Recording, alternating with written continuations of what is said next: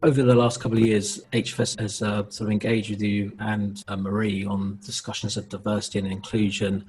So it'd be interesting to hear how your companies are really going about embedding diversity and inclusion into business over and above what I've seen described as a fruit bowl or fruit platter approach to diversity, where all types of fruit on display looking cute, but a little bit superficial with no sort of integration of ideas like a fruit salad should be. So I don't know what your latest is in terms of these sort of D&I programs. Yeah, no, I'd be happy to. In fact, I just joined the HP Diversity Advisory Board this morning, so the timing's perfect, Steve. And one of the reasons I came back to HP candidly was the fact that it's wonderful to work for a company that really values diversity. It's not just lip service. We live it in every single way. Whether you see it in the people, the leadership team, you see it in our business. I mean, HP is a company that is one of the few companies in the world that actually embraced sustainability a long time ago. I actually work off a laptop that's made completely from recycled plastic.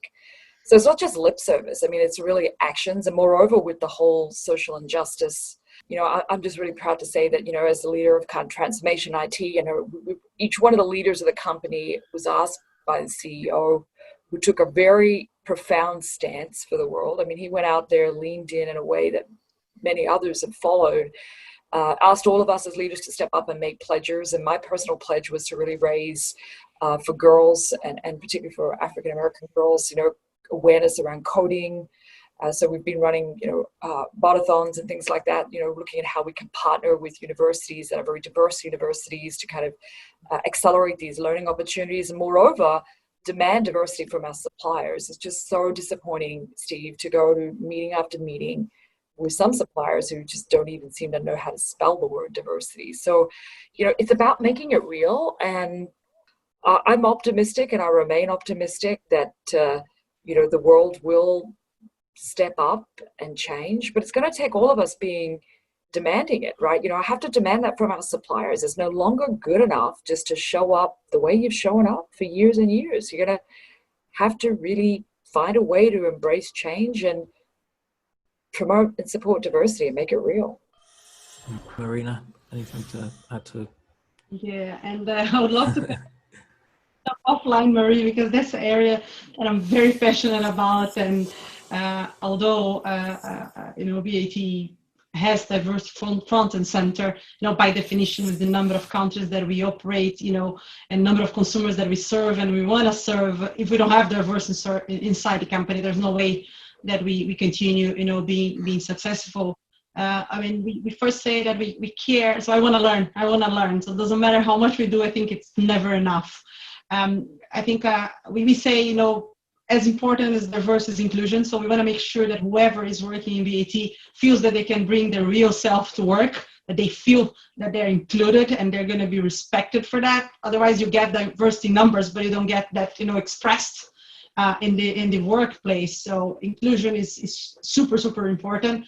Similar to you, I just came out, this Monday of an LGBT plus, where we were talking about, unconscious bias and how do we make sure that in the language that we use, we are not bringing the bias that, in general we do, that we're not going to say, whatever terminology that we exclude people or we make them feel that they belong to a different group than the group that everybody should be part of. So management board of BAT, it's 9 nationalities, my leadership team, 13 nationalities, 5 women, and in the global headquarters of BAT, 70 different nationalities.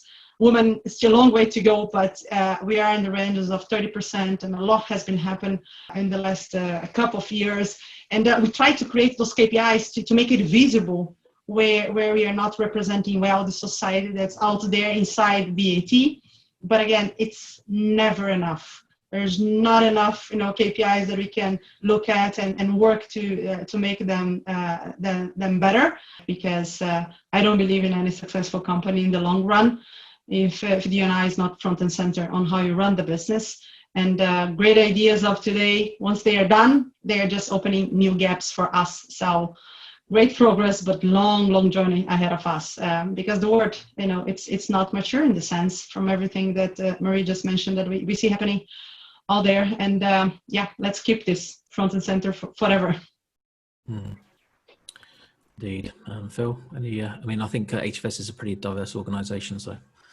Well, we could be more diverse. Obviously, over half our staff are female. More by merit than anything else. We just seem to find more talented women than men. So I was a little shocked when the Black Lives Matter movement kicked off, and then I thought, why do we have racism? It's 2020, and I was completely baffled for about a few days on this, why this was all coming out, and there was this realization at how endemic racism had become in our society that we weren't even conscious of it anymore. You know, just gets you thinking about what can we do to start a very long process of changing ourselves, because it's going to take a long time. And you know, the first things we're doing is completely changing our hiring policies to make them much more consciously inclusive. Like, how do I know that I have a fair number of black people as well as women and other races and minorities applying for jobs in our company? How do we do more regular, ongoing investigations of our conferences that we hold to make sure we're getting solid inclusion of people coming? I don't just want to stick women and black people on panels and things because of their color or their gender. I want to do it because we're getting the best and brightest together in an inclusive way where we can share views and ideas and that sort of thing. And we've started a whole process in our business on really how do we build this into everything we do. Just start changing the way we think. It's all we can really do right now. You know, it's difficult to get into what exactly should everybody do in terms of a policy. I think a little less about dwelling on the past and thinking more about how do we change and move forward, I think would help. I definitely think every business leader should take a very close look at your employment practices.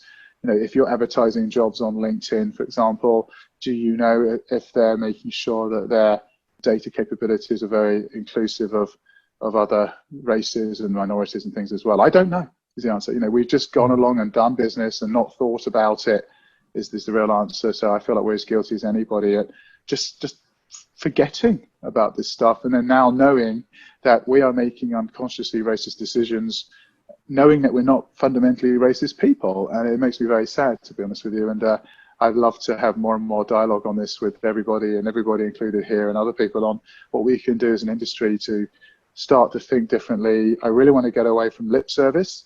I also want us to get away from shaming people. There's too much of that going on. I don't think that helps. I think that just angers.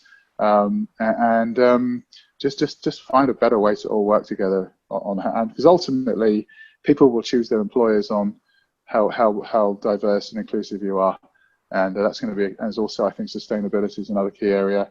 And if you're not like that as a company, a lot of the kids today aren't going to want to work for you. So these are things we all have to think about.